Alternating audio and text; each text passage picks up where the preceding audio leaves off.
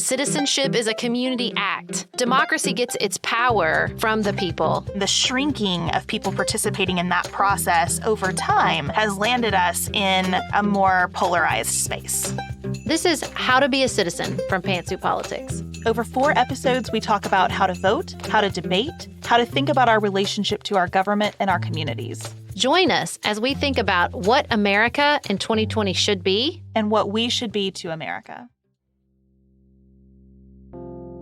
Hi everyone, this is Megan from the Pantsuit Politics Extra Credit Book Club, and as we continue this week with the How to Be a Citizen series, I want to invite you all to read with us. The Extra Credit Book Club is a quarterly subscription with an independent bookstore in Franklin, Indiana, called Wild Geese Bookshop, and that is something that my Indiana Hoosier heart absolutely adores.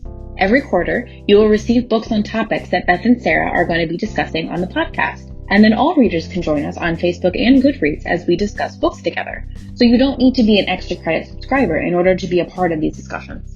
Right now, for the How to Be a Citizen series, we are taking a deep dive into the Federalist Papers. I hope that you join us, and I can't wait to read with you.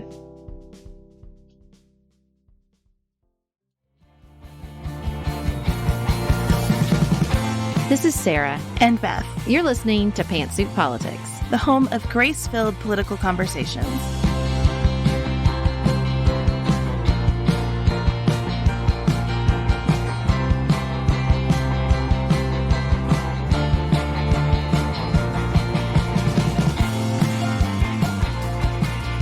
Hello, everyone. Thanks for joining us for the 3rd episode in our How to Be a Citizen series. Okay, we have talked about the 3 branches of government, how America is designed, some of the assumptions in that design. We have talked about how we are thinking big picture about our country and our values. Today, we want to talk about being a citizen very holistically. How do we engage with other citizens? How do we engage with media? And then how do we engage with our ballots as we apply those principles?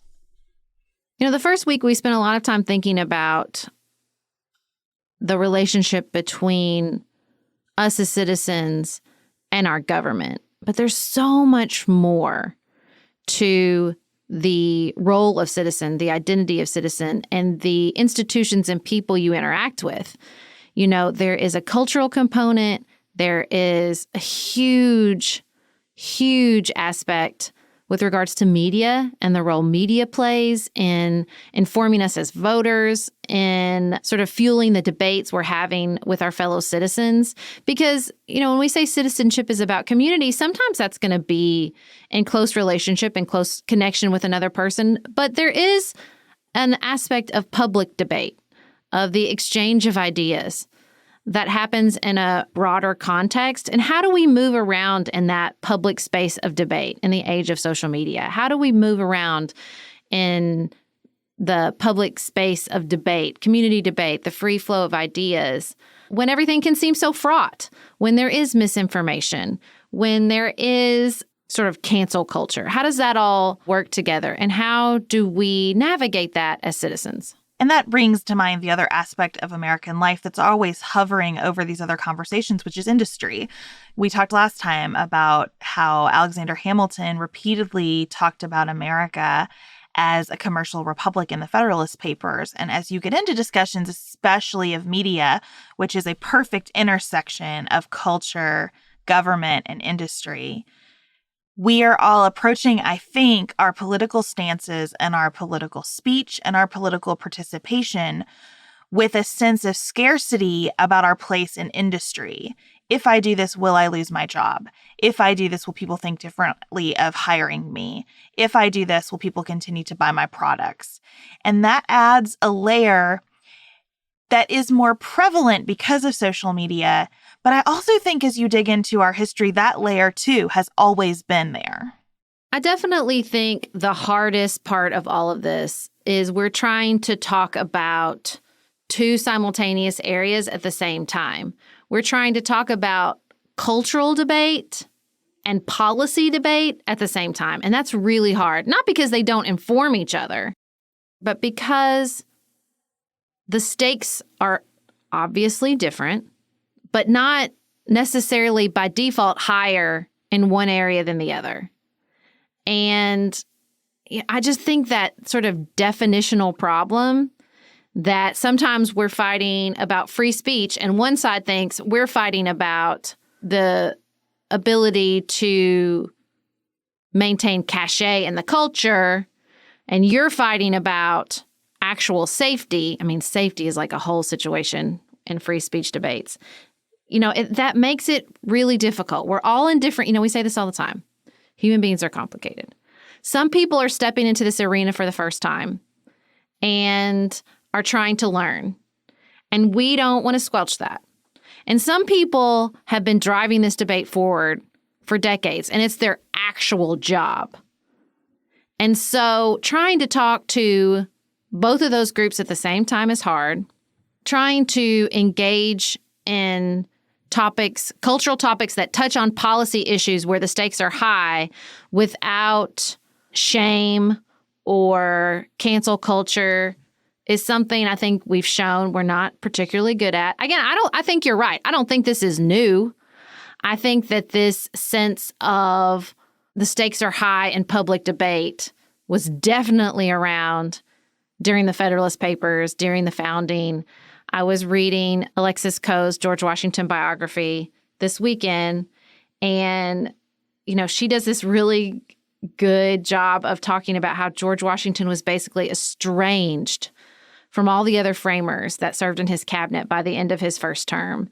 And a lot of it was he particularly didn't like the way that Jefferson engaged in public debate, which was anonymously through the media, that he took it too personally and he made it too personal.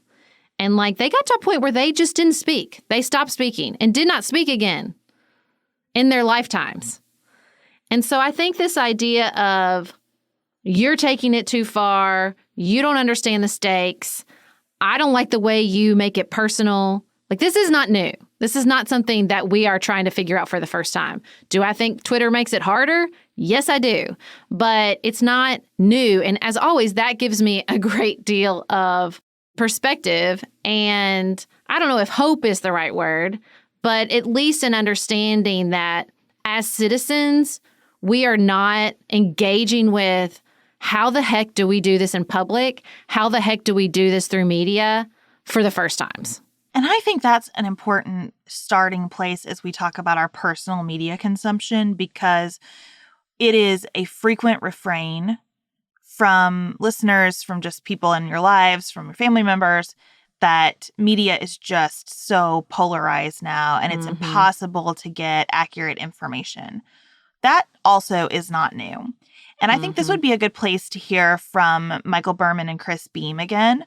We had a conversation with them about the state of partisan media around the formulation of the Constitution. And it was a great reminder that, in fact, partisan media was almost the expectation and baseline for most of our country's history. We talk about media and politics as though it's a relatively new convention. And I would love to hear your reflections on the evolution of media impact on politics. Well, back in those days, media was very partisan, wasn't it? Right. Yeah. Right. There was literally just this short window from end of World War II until basically the rise of cable TV, where the media was, their business model was that they would be nonpartisan. And for good reasons, right? There's only 3 channels. If you're going to compete, you have to get everybody, you have to appeal to everybody. Right. And so that's why it worked. And now we've obviously come to a point where we're back to this kind of partisanization of the media that wasn't there before. I do think there's also niches for, there's a market for people who just want an objective accounting of the facts. And so you see those kind of things rising. But yeah, there's no two ways about it that you can, in ways that echo but transcend the penny dailies of the 18th and 19th century, where you can just saturate yourself with one partisan point of view. So that's not an environment they were unfamiliar with. No, the only thing they did differently was they knew they were talking to people who were, smart landowners, educated. And so they had to make those partisan arguments in favor of the Constitution in ways that did not veer too far from genuinely good arguments. Well, and you know what? I think that's, you can see that sort of parallel even now with, Trump just doubling down on this culture war, race war. Like, even in an age where we're not reading paragraphs, we're reading posts and we're liking, and there's, I think, a real fuel to an emotional response.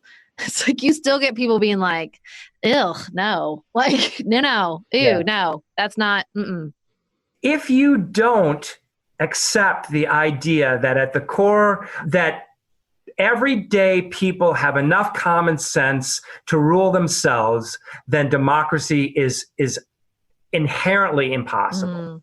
And so, yes, we can all be fooled. Yes, we all have biases, but yet over time, you just have to believe that the majority, it's Lincoln, right? You can fool all the people some of the time, some of the people all the time, but you can't fool all the people all the time.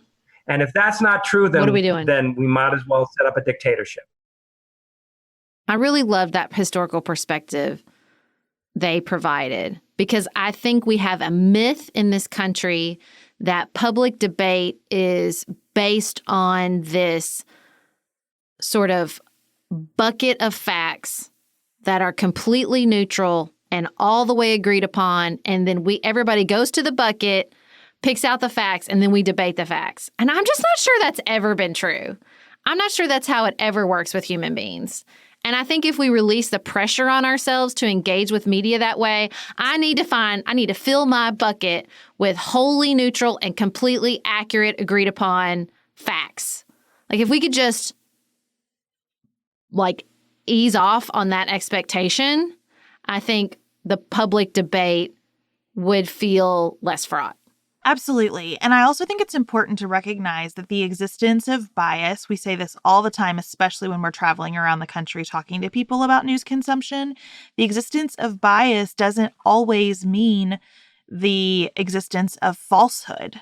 It usually doesn't mean the existence of falsehood. Are you getting someone's prioritization in what they choose to cover and emphasize? Of course. But that is always going to exist because no one has the perspective or cognitive ability to accurately provide a succinct account of everything relevant to every news story. It's just not possible. And so in that regard, we often advise people choose news sources that hold themselves accountable. Do you use a news source that provides transparent corrections when they've gotten something wrong? That's a good sign. Not that there are never any corrections, but that they are transparent. Transparency about what has been edited to reflect new facts, or what has been recently updated versus what's been sitting on this website for 10 years without anyone revisiting it. There are good indicators of people trying to do their best to give you good information versus people trying to form and shape your opinions about what information you're taking in. The advice I often give people is pick one source and engage with it every day. I also think we have attached this idea of every news story is a research project. And so you just need to find every source attainable about this one story so you can decide what's true. I think that is disempowering. I think it's defeating. I don't think it's realistic for most people's lives. I don't think every single story, even big crises like COVID-19, need to be treated as a research project, because research projects are not individual pursuits either. In the theory, you have an institution within which you're engaging. You have advisors and coworkers, people who are pushing you to see the flaws in your own research or your own conclusions. And so if you go to YouTube, even to Google or Wikipedia or whatever, and say, I'm going to figure this out for myself, you are inevitably going to encounter your own logical fallacies or holes in your own perspective. And if you're doing it by yourself, then you're never going to see those. There's not going to be somebody going, but what if? Because the internet and the way the algorithms work will just push you into this stream that sustains itself, reinforces itself, and confirms all your conclusions. And so for me, I think what's really powerful about, instead of saying, well, I'm going to figure this out, shifting to an approach of, I'm going to engage with this in a small way every day is way more enlightening, is way more illuminating to what's going on. So, I listen to Up First from NPR every morning when I'm getting ready for the news brief, which feel free to use the news brief as your one source. I do a news brief on IGTV every morning. But when I'm preparing for that, obviously I engage with a lot more sources than is reasonable for an average American to do. Like I start with Up First, but I also read the New York Times, I read Politico, I read Axios. So there's sources that I check in with every day. And what you realize over that period of time as you're checking with them every day is, one, it's fascinating to watch what they pick as a top story every day. It's fascinating to watch how that story shifts and changed over time. So I didn't sit down and do hours of research on COVID-19 and how it's shifted and changed in different geographic areas in the country, or figured out what are the important data points to pay attention to. But in doing that for 10 to 15 minutes every day since March, I've learned a lot, right? And instead of picking the information and sort of following an algorithm of information, it's actual human beings making decisions about this news and this story, and I can watch their decision making over time. I might disagree with it sometimes. I often do. But I'm still getting information, to me, that's prone to those flaws in reasoning if I went out there and said, like, I'm going to get on Google and figure this out myself. So that's what I always tell people. I think that it's really important to follow one source a little bit every single day. I think that's how you become a better informed citizen. I really want to linger on your point that you sometimes disagree, even with a source like Up First, which aims to be more objective than opinion media. I think that's important. I think that if you are listening to what is supposed to be an objective curation of news stories, and you don't find yourself thinking, oh, I wouldn't have prioritized that, or I think that spin is a little off, I think they're missing something, I hear some bias here, then you're not thinking hard enough. People send us emails that are like, gosh, I'm so sorry, I almost always agree with you, but I really disagree with you about that. Don't be sorry. Again, if you are listening to us and not disagreeing with some regularity, then either we're not thinking hard enough or you aren't, or both, right? We should have that disagreement. That's really important to good, conscious media consumption. And that's why I think the arguments that we tend to have within our personal spheres of influence, especially on social media, this sort of war of the sources is so silly. I never want to 100% be defending a source on every single story. What I do want to say is, over time, if you're asking me who to trust, I would say you trust CBS and NBC and ABC, because those sources are subject to so much public scrutiny that when they get something wrong, there will be pressure to fix it. It's same thing. New York Times, Washington Post, Wall Street Journal, when they get something wrong, there will be enough scrutiny to cause them to fix it. And I also think that's why local news is so important, and why it is so devastating that local news has either been bought out to the point where it is not truly local anymore, or just abandoned. Because when the local paper gets something wrong, there is a lot of pressure to get that corrected. I used to complain when I was a new mom about the stories that were like, have a good stroller. Okay, that's helpful. Tell me which strollers are good. So I want to be explicit in saying there are some news sources that I find more dependable, and news I lean towards and others I stay away from. So I just want to be pretty explicit in what I've noticed, especially since starting the podcast and engaging with the news in a much more conscious and regular way. I do not watch cable news. Ever, never. I just don't engage with it.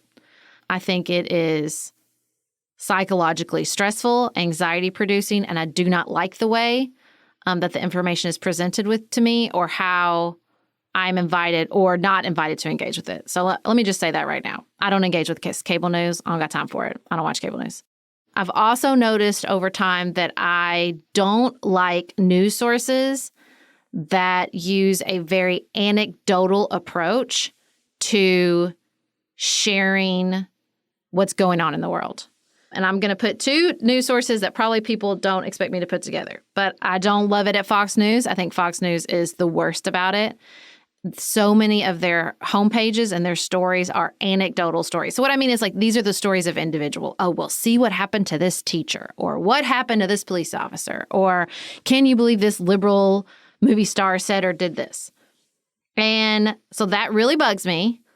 And the other site that I have stopped engaging with over time, because I think they do a lot of the same thing, is Washington Post. I think there's a lot of anecdotal stories. I think there's a lot of incendiary headline writing. Now, I do like the Washington Post print edition, and I will read that on the app on Sundays.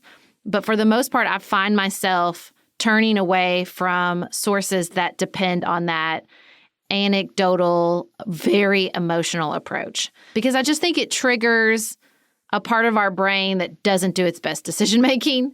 And I just think it's the worst of, I'm not telling you what's happening, I'm trying to tell you how to feel. And I don't think people like that. And I think there's a good reason that they don't like that.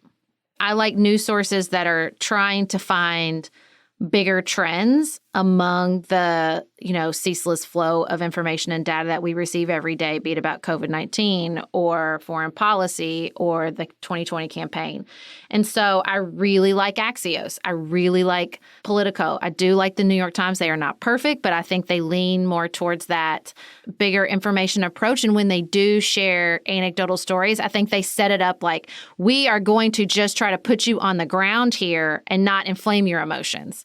That's my perspective after engaging with these sources repeatedly for many years. What do you think, Beth? I am also ready to declare that cable news was an interesting experiment and we're done with it now, because for the most part, I think cable news, with even some really good journalists doing work there, really trying to make it live up to our ideals of journalism, I just think the pressure to program constantly prevents genuine reflection and lends itself to more cult of personality. And I'm just not interested in that.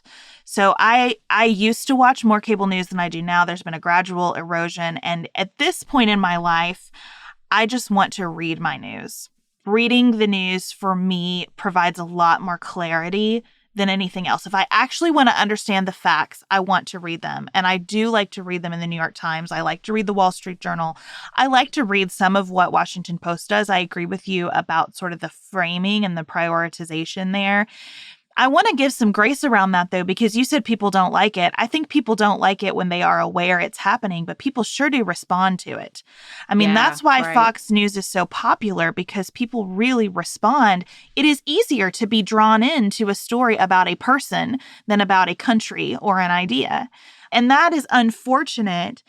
But part of, I think, being a citizen in the process of news consumption is observing those tendencies in yourself. What do I tend to click?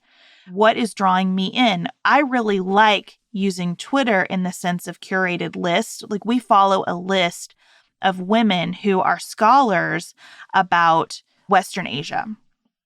And so when I am in a good space to really take in information about what's going on in Iraq, Iran, and Syria, I go to that list and I know I'm getting links to articles that are going to give me good information about that part of the world. That's a really different thing than being just in my general feed and noticing what I start to click. So that consciousness part of it is really important. I like email newsletters. I do like Axios because I like that you get an industry and culture perspective along with sort of that news and politics lens. I think that's really helpful. I like CNN's top 5 every day. I too am really interested in comparing what stories get elevated across platforms, what they decide the most people are going to be interested in, or what they think is most important. If I want to learn something, I go to The Atlantic. If I want an opinion piece, I go to The Atlantic. I do not like the New York Times opinion pieces. I have decided that too much of the New York Times has become about that opinion page. And that is where the New York Times hits these big Twitter moments unless they're breaking a big piece of investigative journalism. And I just don't. I think it has become too prominent to the point that so many people in my life don't trust the New York Times based on those opinion pieces. So I've really stopped reading their opinion pages. If I want that sort of analysis, I'm going to the Atlantic for it. I think that's a really good sort of distinction, too. Where do you go to engage with the news, and where do you go to engage with that cultural debate? It's exactly what we're talking about, that distinction. You got to sort of pull apart. Am I trying to get information, or am I trying to engage in the public square in that debate? And so, I also want to add that there's lots of really cool up-and-coming independent sources. I like the New Paper. That's another email newsletter that just hits the facts, hits those 5 things pretty quickly. I think I've talked about Heather Cox Richardson on this podcast before. I think she's grown so tremendously because she does a really good mix of, here's what's happening, let me help you provide context. I like to think that that's why people like our show. Because, I'm saying let's pull them apart, but sometimes you can't. Sometimes there's a space where you need to say, oh, well, this is new information. Can you help me think about it? And look, that's a fine line to walk.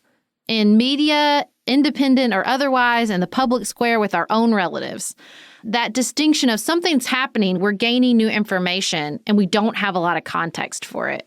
I think Facebook is probably the worst place to do that because social media is absence of context anyway. But I think that just that awareness of when are we trying to do both at the same time is really important. And not because we can avoid ever trying to do both at the same time, but at least when we have that awareness and we can see, okay, wait, we're learning something new and trying to decide how we think about it at the same time. That's really hard, right? That's a really hard thing to do. When I want to learn and I want to hear what people are thinking about it, I love podcasts. I particularly like long-form podcasts. I am a huge fan of the Ezra Klein Show because I think he does that really well. It sounds like we're having a new debate here. Let's piece it apart. And I think sometimes it's just personality. How do you learn? Are you an auditory learner? Are you a visual learner? Some of that, understanding those parts of yourself in your own just personality is really important. That's important in all forms of, I think, learning and debate. What's going to trigger you? Where do you learn the most easily? What are your emotional hotspots when it comes to public debate or public policy? That greater awareness when we're talking about how to be a citizen, how am I as a citizen? How do I engage in the public debate as a citizen or with my government? That's all really, really important. And you only learn that stuff through practice. I think that's right. One more thing that I look for when I am kind of assessing the credibility of a piece or an outlet is a link to primary sources. Now, I get that I have a law degree and experience practicing, and so I have a greater skill set in engaging with the text of draft legislation or a Supreme Court opinion or an executive order. I do not think the general public has to be able to read all of the primary sources that I read to formulate my understanding of things. And I think a downfall of our government, even though it is supposed to be a citizen government, is that those documents are often really inaccessible if you don't have a ton of background. Yep. But I want news outlets to show their work. I want a link to that original document in a story telling me about it. And I think that is an important indicator of a relationship of trust between a news outlet and the people using that news outlet. I totally agree. I think that's really, really, really important. And that's what I criticize the Tucker Carlson show, which I really am loath to include in a conversation about news because I don't think that's what it is. But it is that lack of that link to the source document. Do you not trust me? Or are you trying to play on the fact that I might not have time to go search it out? That really bugs me.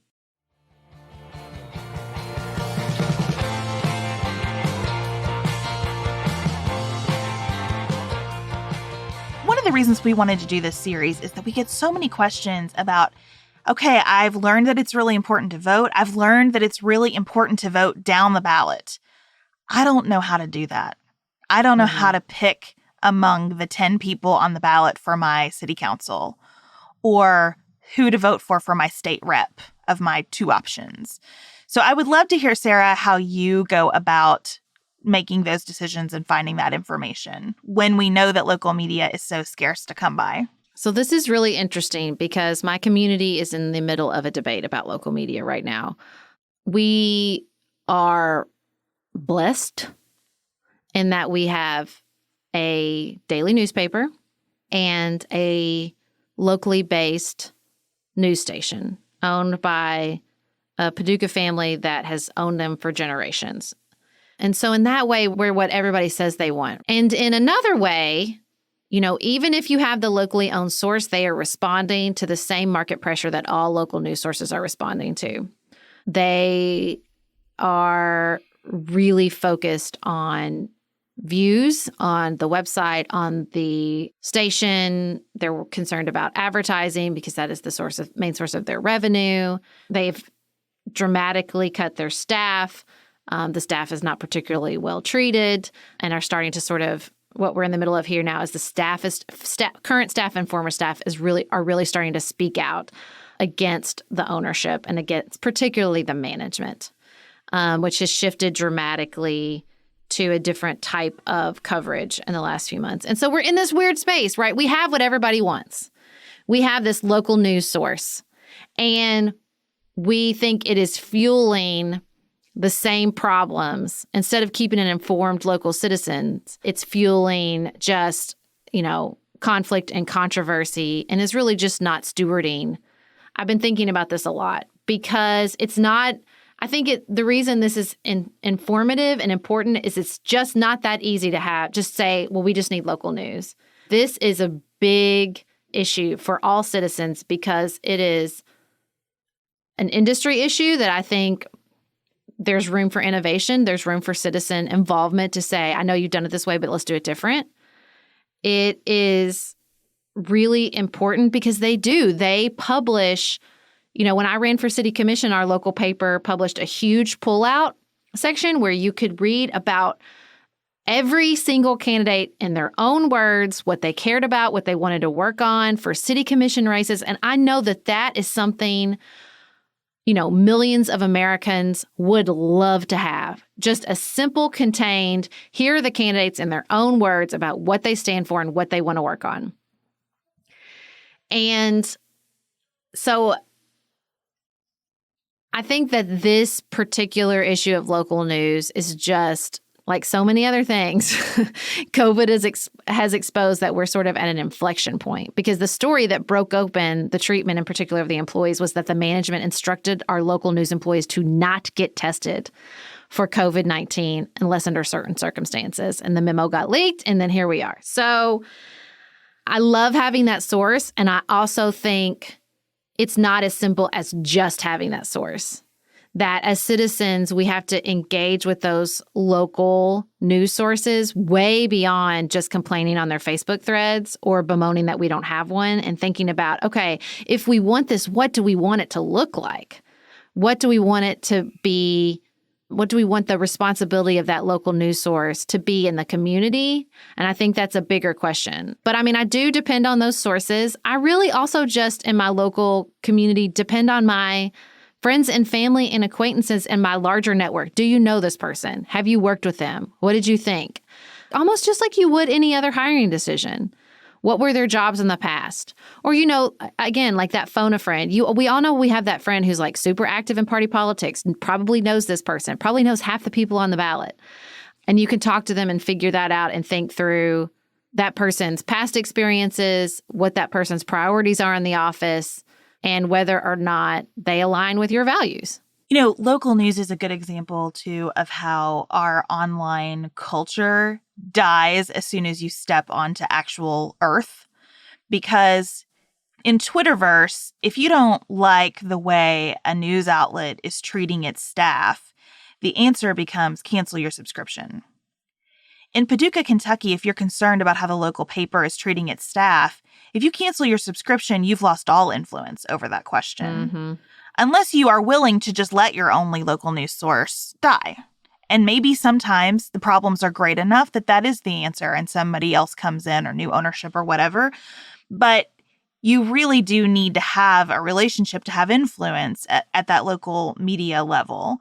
I agree with you about tapping into your network, about knowing people locally. And that's obviously going to vary with the size of the city that you're in. And a lot of factors are going to change that.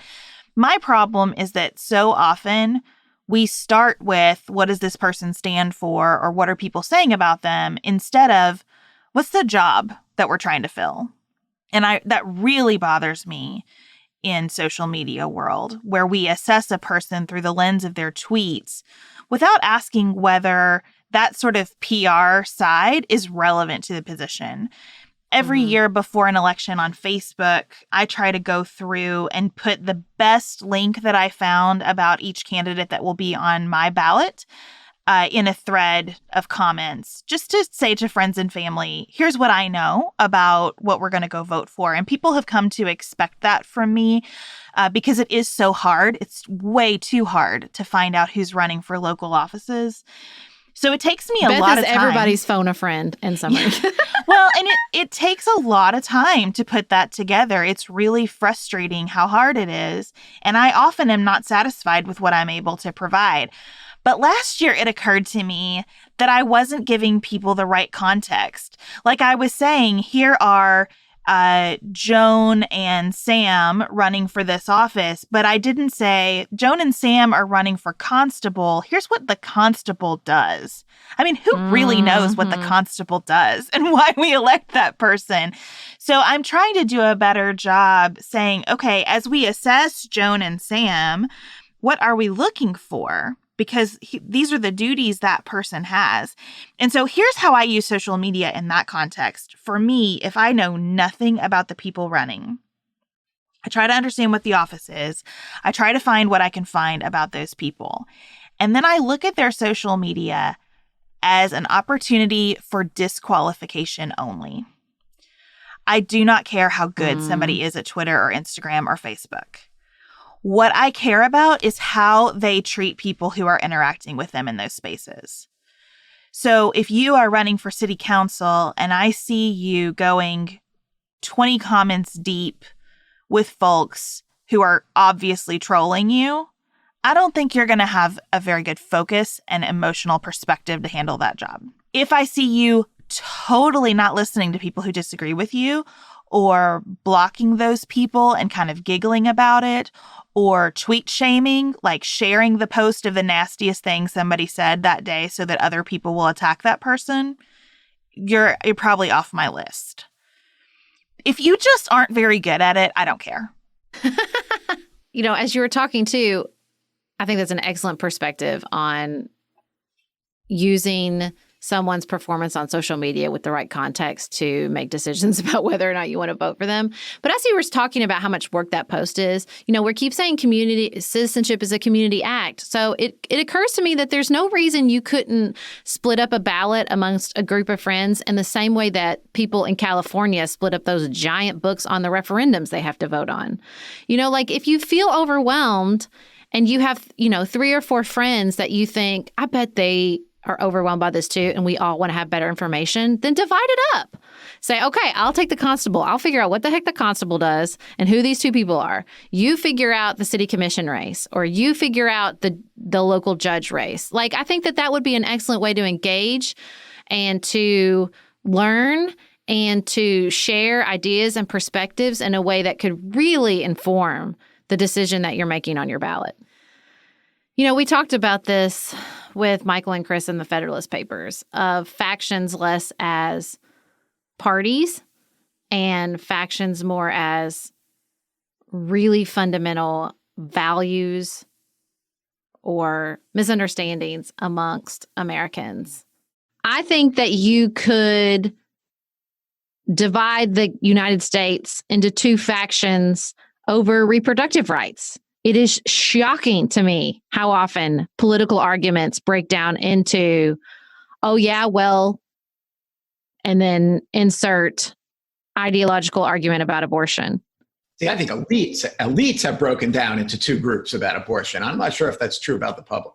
I think you'd be surprised. How often, you know, out in Western Kentucky, you start to talk about the pandemic, you start to talk about, it feels like all roads and political conversation leads back to you're irrelevant because you disagree with me on this. And clearly we have a fundamental disagreement about values in life and whatever, insert the argument there. So let's just say we're not talking about parties. I feel like that's a faction that we can't find our way out of. Right. Yeah, that would be my argument. Is the connecting point here that political parties circa, 1900 were something different than factions, but that maybe today's political parties, which are not that strong in terms of organizing and electing people, that we really are using party more interchangeably with faction today than we would have at other points in our history? No, that's interesting. Well, the parties are incredibly strong within legislatures, and they organize and control legislatures. Partisanship is as strong as it's ever been, because people are voting on the basis of their party queue more than at any other time. In the case of abortion, actually that's one where the parties pretty well represent the two poles. And so in some ways, one of the main dividing lines between the Democratic and Republican parties right now is the abortion issue. So I guess you could call it a faction, but the Republican Party, which is the pro-life political party, is also a party of many other interests, because when you have two parties, each is a coalition of a set of interests. Yeah. And interest groups and people that have that interest and all of that. So maybe we get into semantics a little bit if we focus too much on Madison's notion of what a faction was and whether he meant a party or whether he meant an interest group. I think what he was really getting at there is that it was going to be fragmentation that was desirable, right? That you needed it to control any kind of majority that could be quite destructive from emerging. You read their language, to me, that's what they were always afraid of. They talked about passions sweeping through the country, the idea that something would come up and people would go for it. And, they were very clear about what the lines of faction could be. And they could be between the landowners and those who don't own land, between those who have a lot of money and those who don't. Could be, they even said, along religious lines or something like that. So they knew there'd be all this conflict among them. And they just wanted more and more of it so that any one majority could not emerge. This is why we stagger elections, because they were really afraid that some passion would sweep through society and take over the government, which could happen in Europe, in many democracies. It happened in the United States. That's what the Civil War was. But it has to be sustained. So from the way they designed it, something has to be sustained over many, many years, because let's say that this election is a negative referendum on Trump in as strong a degree as you could imagine. You still only have 1/3 of the Senate up. And there are still many governors that are not up for re-election. Just like we were talking about, there are factions. They're not moving.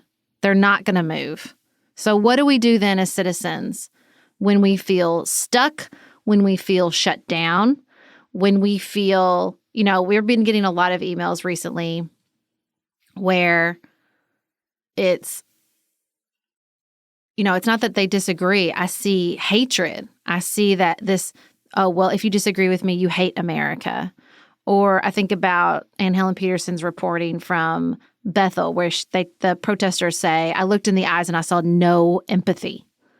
So what happens when, as citizens, we're at a complete and total impasse and conversation and connection doesn't feel possible? Because I know that is something we all struggle with. My first suggestion is to figure out exactly where you are and why you're there, because I do think when everything is as charged as it is right now, it feels like every disagreement is a fundamental disagreement. And so making enough room for some disagreements not to be fundamental, to just be disagreements about priorities or emphasis, not to immediately assume that we are worlds apart. Mm-hmm. When we are worlds apart, the context matters a lot to me. I think you want to have a different kind of conversation if you're worlds apart with a family member than if you're worlds apart with a neighbor or an employer or someone at your church. You know, if you're worlds apart within your family, that's a really good place to step back and say, how did we get here? We have so much in common. We've experienced so many of the same things. What is causing us to view this so differently? And then to ask, does that matter? Where could this become extremely relevant to our everyday lives that we have this fundamental disagreement? That's easy to see in the midst of a pandemic. It's harder to see depending on your family's socioeconomic status, depending on the race of the people who live in your household. It can be harder to see in everyday life. And so kind of clarifying, okay, what's the nature of the disagreement? What's the source of the disagreement? What do we want to do when this isn't theoretical? When I think about this vague notion we have about the state of America or the state of American politics or polarization, these sort of words we use to describe lots and lots and lots of cultural realities that we're all dealing with. It helps me to think about history. It helps me to think that this is not the first time or the last time in American history where we will feel like we're living in two different countries or even on two different planets from some of our fellow citizens. You know, I think you hear that in particularly Madison's writing in the Federalist Papers. And again, it's sort of baked into the process. This is inevitable, right? There's just too many people. We kind of want it that way. Democracy is hard. You get that many humans in the room. They're not all going to agree. It's not just that they're not going to agree. They are going to passionately disagree. And so that there's an aspect that I have to just constantly plug into of, we are not the first ones to deal with this.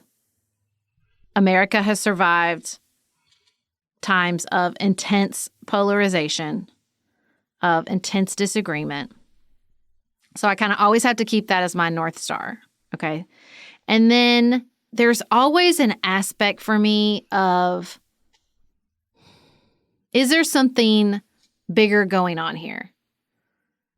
Is there something bigger going on with the proliferation of conspiracy theories? Is there something bigger going on in the public debate when people keep waving the free speech flag? Is there something bigger going on when Donald Trump wins the presidency? And those sort of cultural examinations, and they can be really fraught when you do them in a public square. You know, I say that as a podcaster. It's hard to say, wait, what's going on here? Should we pay attention to the white voter in Michigan? Or are we going to get yelled at for that? You know, should we listen to J.K. Rowling's concerns about free speech? Or is the bigger issue the transphobic nature of her statements? And if I ask that publicly, am I going to get shut down? You know, I think that there's this really weighted nature of the public aspect of engaging in a debate as a citizen that we always have to give ourselves a lot of grace about, give each other a lot of grace about. And it's you know, that's what we wrote our book about. It's why we think that this has to be a practice, that you have to see that there can be fallout or you can get it wrong and the sun will still shine and no one has revoked your citizenship because you took a wrong stance or you learned. But I think a lot about our relationship with all of you. And I think some of that is because from the beginning of this podcast, we've said, we don't know, or we got it wrong, or we're sorry. We have a different relationship and a different trust with our audience than you see with sort of the Twitter class, which is, I'm going to be sure about it. I'm going to be sure enough about it to sum it up and not very many characters and press post. It's a different back and forth. And, it rewards that sort of righteousness that I'm not saying is never present on our podcast, especially coming from my mouth. But, it just doesn't build a lot of trust. And I think in our public square right now, as Americans, because we've lost trust in so many institutions, there's just a lack of trust with each other. And I don't know the solution to that, but I do know that living with it, being aware of it, realizing that it's fraught because we don't trust each other. We don't trust ourselves. We don't trust the media. We don't trust the government. We don't trust each other. We don't trust the parties. I can go on and on and on. And it's wearing us all down. And at a certain point, trusting, and often I think that the decision to trust looks a lot like grace, is just going to have to start being a decision we make. And we'll probably get burned and we'll probably get it wrong. But, the absence of trust within the sort of quote unquote public square is, one of my biggest concerns as a citizen, and one I don't have the answer to, but I don't think one person's going to fix it either. I think it is going to be all of us deciding we're going to step out with a certain amount of faith that this is important, even though we don't trust the other side. We don't trust the institutions to protect us. We don't even sometimes trust our own information or the facts we're trying to gather. But I think we just are going to have to say, this is how it is, and we're going to try to move forward anyway. Because I don't really know the alternative. I don't think there is one.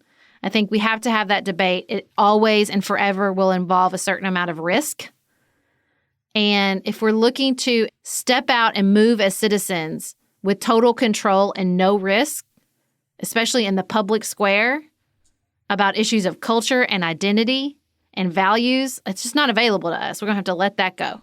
I think it's also really important that we get clear about the stakes of these things in our own lives versus the lives of people we follow on Twitter or otherwise. Because the risk to you of cancel culture is likely different than the risk to a New York Times opinion writer or Matt Lauer or, if Louis C.K. is your model for worrying about your own political speech or your own behavior, that's probably pretty disconnected from the reality of the stakes in your situation. And I think about this with our podcast all the time. We are in a space where, cancel culture has a risk. We could do or say something where people decide those two shouldn't have a platform anymore. The stakes of that are different than household names who do the same kind of thing. And the stakes of that are different than my life before this podcast. And I'm worried that one of the impacts of social media in that quest to be democratizing and equalizing of all people is that we are layering on to our personal situations the sorts of stakes that accompany celebrity all the time. But then you have the nurse in my hometown who spoke out, said some really racist stuff on Facebook, got fired, and she was nobody. And those cases, they spread like wildfire, and they make people feel like, well, I might not be like Matt Lauer, I'll be nobody, and they'll still come after my job. Yeah, and that exists, but I do wonder sometimes if we aren't eroding trust further by not being willing to have a different kind of conversation in our own circles of influence. So when you think about somebody said the wrong thing on Facebook and it spreads like wildfire, that does raise the stakes. It's really different, I think, than asking a genuine question or expressing a genuine difference of opinion in a physical space with other people who you know. Mm-hmm. And to me, we erode trust the most when we're in those physical spaces with people we know, and we act out of such a sense of insecurity that no one really learns anything about anyone else. And we say things like, well, I don't want to get political, or I don't want to bring politics into it, or we're just weird about stuff. I would just rather people say it, even if I'm going to totally disagree with them. Trust can only be built, I think, when the cards are on the table. I've had so many discussions lately with people close to me who have said, just, do I have to vote for Joe Biden? And it's, to me, such a gift that they trust me enough to bring that topic up. The only way for me to meet that question is to say, yes, I think you do. It's really important to me that you do that. Whereas another version of me, a more insecure version of me, would have said, well, here's how I see it. There's this and there's that. And, but I'm really trying to lean in to my relationships and trust those relationships to weather it, even if that person says, well, I'm not going to. And I can say, well, I really hope you rethink that. I really want you to. I feel, and a lot of that, Sarah, is your influence and the influence of our listeners and the fact that people trust us on this show to share our opinions. But I see so much that blatant honesty builds trust much more than the kind of mealy-mouthed, well, just whatever everybody thinks. That doesn't work. And that's part of why we all go off on Facebook, because it's the only place where people feel like they can. And that's where it gets fraught.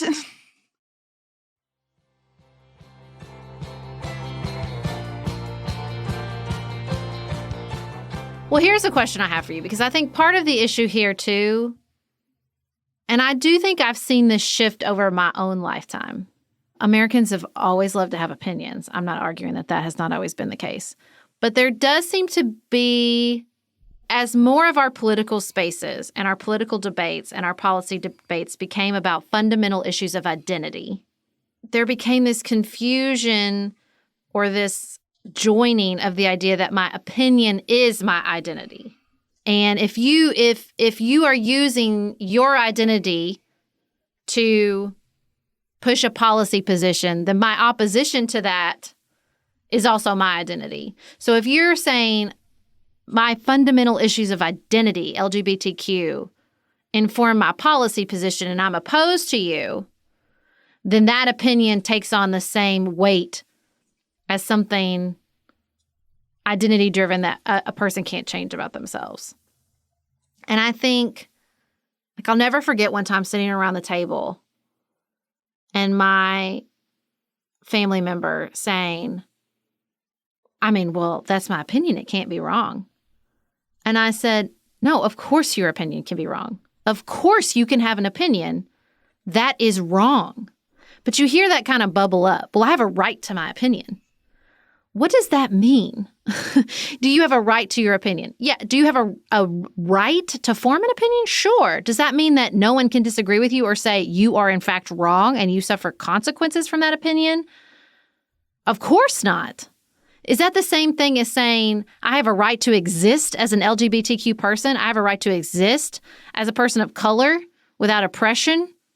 No, it's not the same. But it's like they're all starting to meld together. And I feel like that's where the distrust comes from.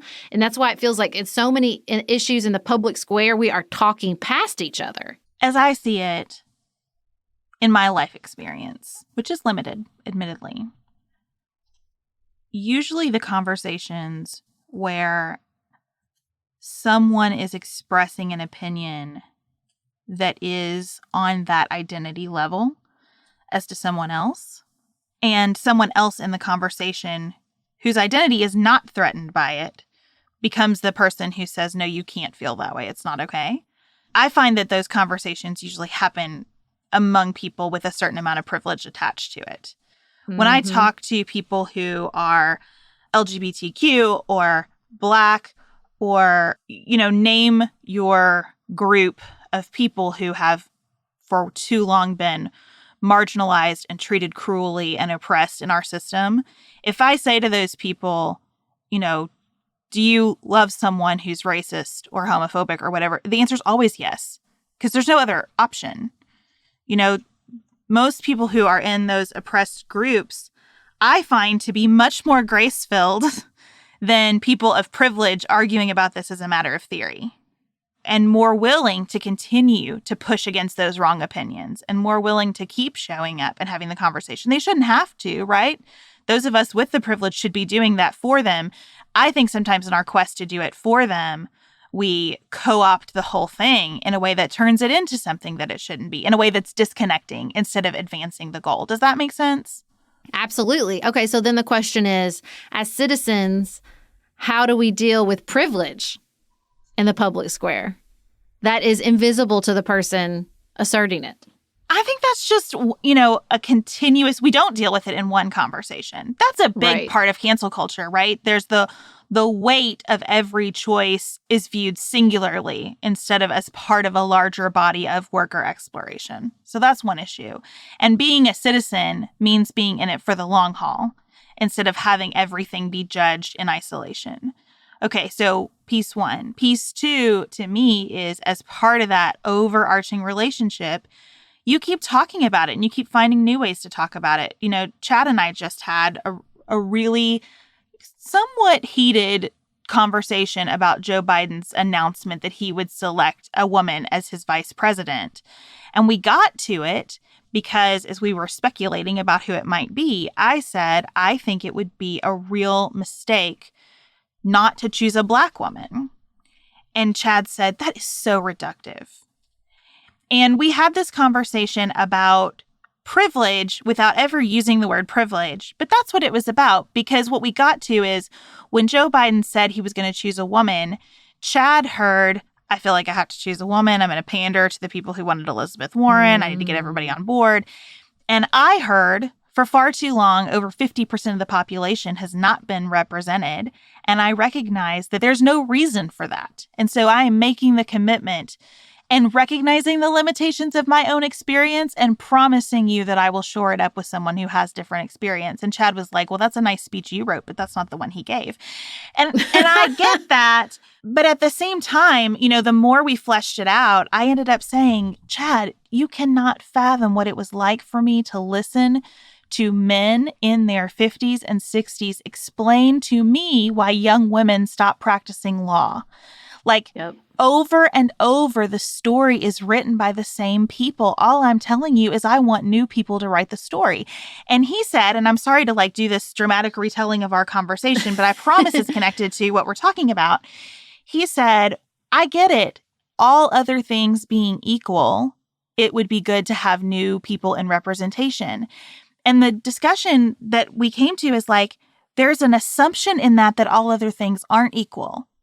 And that's the assumption that we have to keep pushing against. And so when we're trying to tackle privilege in the public square, I think the job is not to say, oh my God, you're so privileged, shut up.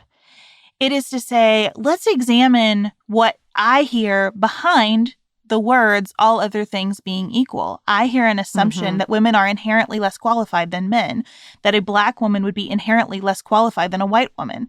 We need to examine those assumptions and rewire ourselves to assume that all other things are equal. Of course they are. There are plenty of people who could do that job. I do think there's this aspect of engaging in politics, engaging in public debate, that there's no space for what's underneath this. Because we're so pressed, we're so fired up, the stakes are so high, our time is limited before somebody shuts it down or somebody gets mad or somebody walks away. And so there's just this sense of can we just take time with this? Can we see what else is going on here? Because there's almost always something else going on there. And I do think that just as throughout this series we've been talking about, let's do this a little deeper. Let's see what's underneath our connection to the community. Let's see what's underneath the way our government is set up. Let's see what is behind our media consumption. Just that level of awareness. If as a citizen, however you're engaging with media, with your neighbors, with the government, it's just a level of awareness. Is there something else going on here for me or for the person or institution I'm engaged with? That willingness to give the benefit of the doubt, to say, maybe this person is not actually telling me that they want everyone to die of COVID-19. I feel like they're telling me right now. It's so hard because this stuff touches on, you need Jedi level emotional control. If somebody is talking about an issue of identity that directly affects you or somebody you love, healthcare, if you've survived a healthcare crisis, education, if you have a child with special needs, that stuff is so deep and it affects every area of our lives. And as citizens to say, I see that, I feel it, it is essential to me. And also, this connection I have to the institution or to my neighbor or to my community is another essential part of who I am. It's another really important identity that I hold. To balance those two energies, it's hard. It's really, really hard. It is both hard and it is just the essential work of being human, I think. Mm-hmm. And I think the more we connect it to other ways of being human, that's why I like parenting as a metaphor. Yeah. The more we find our capacity to do it, the more we see it as worthy for us. So even if I never persuade anyone to vote for Joe Biden in those opportunities that I have to have that conversation, it is worth it for me to listen to them, to hear the question. Mm-hmm. What's behind that question? It's worth it for me to have to articulate what's important to me about it. I get better every time. And I think that part of what drains our energy as we engage as citizens, even if we really want to do it well, we are still operating under a rubric of ultimately, I've got to win. I have to persuade. Mm-hmm. Things have to come out my way. My candidate has to get elected. My legislation has to be passed. And part of what I really value in the Federalist Papers is a recognition throughout that this is not going to be perfect, that something is going to get lost along the way. We are going to lose sometimes. We are going to lose things. There are so many references to, hopefully we have enlightened people doing this, but we know that enlightened people will not always be at the helm. Hopefully we get this right more often than not, but there are going to be times when our self-interests dominate. And I just don't think we do enough of that. We were just talking, Sarah, the other day about masks and this whole ridiculous cultural debate about masks. And for me, the aha moment about it is you've got a certain portion of America really angry if their local officials have not mandated masks. You know, they want the government to solve this problem for us. And then we've got a certain percentage of people really angry that they've ever been made to feel bad because they don't want to wear a mask. And what both groups are really saying is, I don't want to lose anything in this process, even if all I lose are my feelings, you know? Mm-hmm. And that is not the assumption on which America is built. We are built on the idea that you're going to lose stuff all the time slugging this out, because that's how we protect your right to feel differently about things. Yeah, I think a lot about pressure valves when I think about my role as a citizen, especially sort of in the public square, which is sometimes in American history, we had to screw it tight and let the pressure build, or out of ignorance and deliberate, willful neglect, we let the pressure build to the point where the explosion made change. And I do think that there is truth to systems of power don't willfully give up their power. And that there is truth that you need that pressure to really make dramatic changes. And also, I think in our system of government, and especially in local matters, especially in one-on-one conversations, there's a real role to releasing some of the pressure, just letting some of the pressure go. Because while we need explosions for dramatic change, we cannot live in that state for too long. Witness people pulling guns on each other in checkout lines over mask wearing. Like, it's a powder keg.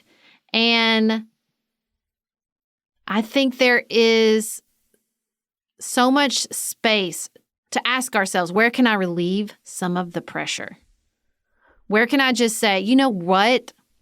We've talked about this a lot on the show. There was a lot of confusion about masks in the beginning. I agree with you. Nothing's lost when you say that. Nothing's lost. I think there's a lot more room in Congress to give the other side some small wins. That part is messy, and it's never going to look like a philosophical Twitter fight, right? Like, in Congress, just like at that first sweltering Continental Congress, like it's messy. It's messy and everybody has to give something up. And knowing, I think the best people who, our best leaders got that. Where's the spot that I can relieve some of that pressure and give them a win? Because in certain areas of our democracy, when those explosions, sometimes they result in dramatic and worthwhile change. And sometimes they result in the election of Donald Trump. And so I think about that a lot as a citizen. Like, where is the pressure right now? Is it good pressure? Is it productive pressure? Or is there space to relieve some of that on everyone? I think you're so right about that, Sarah. And I think too often we feel responsibility for relieving that pressure at the individual level. Yep. And what we have in America right now is a situation where we need process releases of pressure. Mm-hmm. We need to look at the ways in which systems are creating and worsening pressure, and where really consensus-based changes to those systems could relieve that pressure for everyone so that we get to a healthier level of discussion about what we want in terms of policy. So join us on Friday as we get to some of those systems reforms. We're going to have Professor Josh Douglas back to talk about that. Cynthia Terrell will be with us to talk about that. And we're going to get into everything from gerrymandering to ranked choice voting. You won't want to miss it. Thank you so much for joining us. Keep it nuanced, y'all.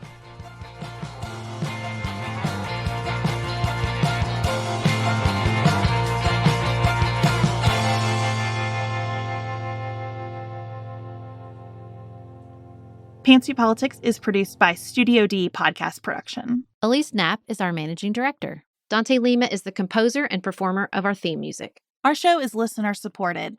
Special thanks to our executive producers, Tim Miller, Tiffany Hasler, Joshua Allen, David McWilliams, Allie Edwards, Martha Brunitsky, Amy Whited, Janice Elliott, Sarah Ralph, Barry Kaufman, Jeremy Sequoia, Lori Ladow, Emily Neasley, Allison Luzader, Tracy Putoff, Jared Minson. To support Pantsuit Politics and receive lots of bonus features, visit patreon.com/pantsuitpolitics. You can connect